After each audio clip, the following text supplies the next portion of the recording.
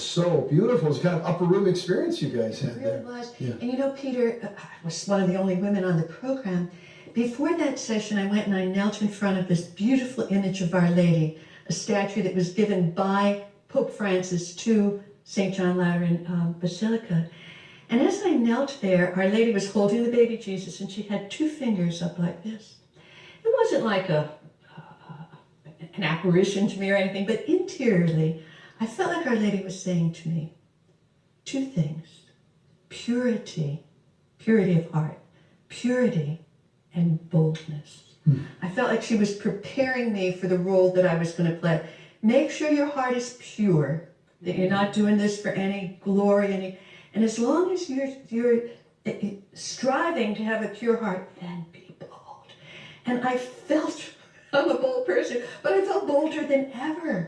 I could just experience as you were speaking, watching it, the grace of the Holy Spirit, the authority of the Lord there. And, Yes. and as you were speaking and kind of leading the priests into being open to the gift of prophecy, made me think of 1 Corinthians chapter 14, where Paul says, first, earnestly desire the spiritual gifts. And so it's an exhortation to everybody, to all believers, to earnestly desire the spiritual gifts. And then he says, especially the gift of prophecy. Yes. So as I was thinking about that, it might be helpful for our listeners, Patty, to describe really what is the baptism in the Holy Spirit, then how does it relate to these various gifts? What's the connection there?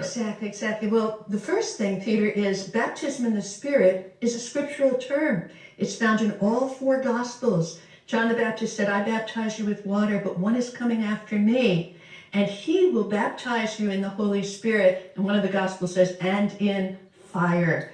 And so this grace of baptism in the Spirit can be explained, I like to say, in at least three ways. The most common way to understand it for us Catholics is that it is a release of the graces of baptism and confirmation that we've already received. And we worked for years with a Jesuit priest, Father Harold Cohen, and he used to use his chocolate milk example. He said, you have a glass of white milk, you take in the Hershey's, you pour in that chocolate syrup, the syrup goes right to the bottom. You have to take a spoon and stir it up for the milk to be transformed into the sweetness of the chocolate milk that you're desiring. Well, it's like that with the graces of baptism and confirmation. We receive them, but they often lie dormant.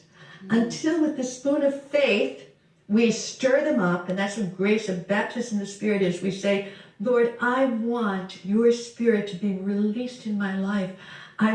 Jesus, I want to live for you and you alone. Let your Spirit have full reign in me. So that's the first way to understand what is this baptism in the Spirit.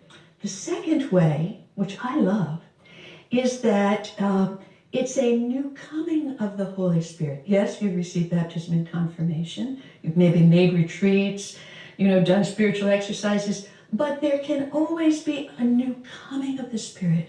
And this comes from the writings of St. Thomas Aquinas, who says that when the Lord wants to advance a person, either in virtue or in ministry, in mission, he sends a new coming of the Spirit to enable that person to move ahead in this new thing.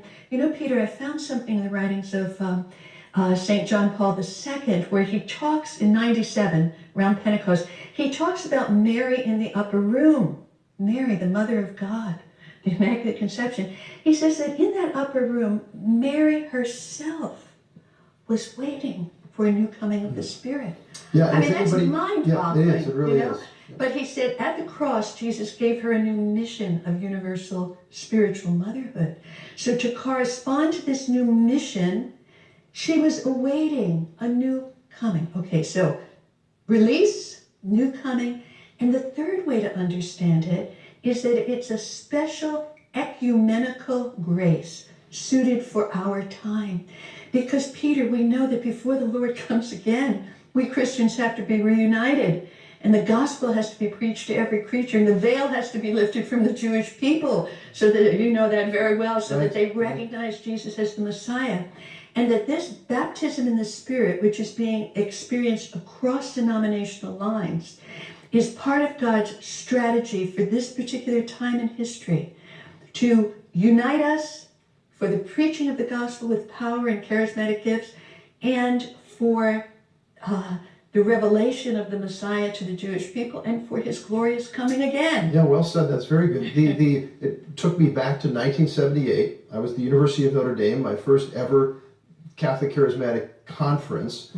And on Sunday, we had the closing mass, and this was all new for me, pretty much. And I'm kind of now being drawn into it on the weekend and seeing faith and seeing people come alive. And I'm sure you were there, and you shall be my witnesses in 1978, right? Yeah, that's the first time I ever saw Ralph and heard him preach. And so here I am on Sunday at liturgy, and the beautiful worship. People are just abandoning themselves to the Lord. And I said, Lord, I don't have what they have. I'm too uptight and nervous. I don't know what to think. And so, Lord, give me what I see. And so I came back to my place in the stadium, and I'm just praying, saying, Lord, I just need the faith and the love these people have. And as I'm praying, this stranger comes up to me, sitting back there 6 rows. I'm saying this because of the word of prophecy you said people should be responsive to and open to.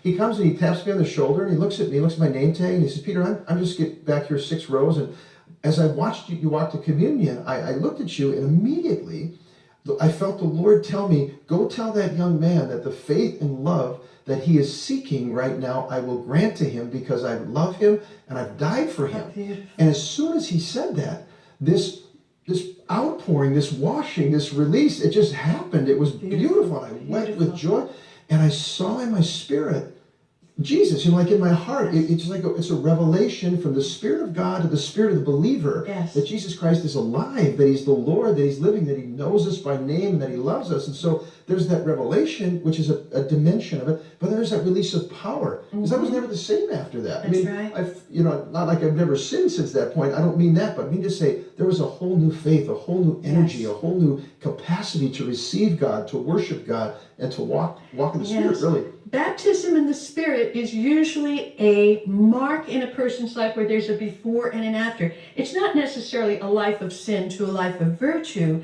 because many people who are already love God very much and are serving him very fervently, like our friend Father Cantala Mesa. He says when he was baptized in the Holy Spirit, life was different. There was the life before where he was not a papal preacher then, but he was teaching theology. He was living a life of a Capuchin. But once baptism in the Spirit happened, and for him it wasn't at all an emotional, dramatic experience like it was for me or for you. But when he prayed, Lord, baptize me in your Holy Spirit, I renew my commitment to you, Jesus, as the Lord of my life. When he did that, life was changed, forever changed. Yeah. And then God led him to be a papal preacher for 3 popes. Right, and then the recent popes have all sort of taken more steps in this direction to call all of us to be open to the baptism of the Spirit. You underlined it earlier when Pope Francis said to that national meeting in Italy a year ago, whatever it was, he said, what does the Holy Father ask of you or charge you as Charismatic Renewal to do? I mean, you were there, so what did he say? He said, I expect you to share with all in the church the grace of baptism in the Spirit, an expression read in the Acts of the Apostles. And so what would we say to our friends who are listening, Peter? Let me ask you this. Do you have to be part of a movement to be baptized in the Spirit? No. Not the movement at can all. help you if you need some help, but you don't have to. It's not about being in a movement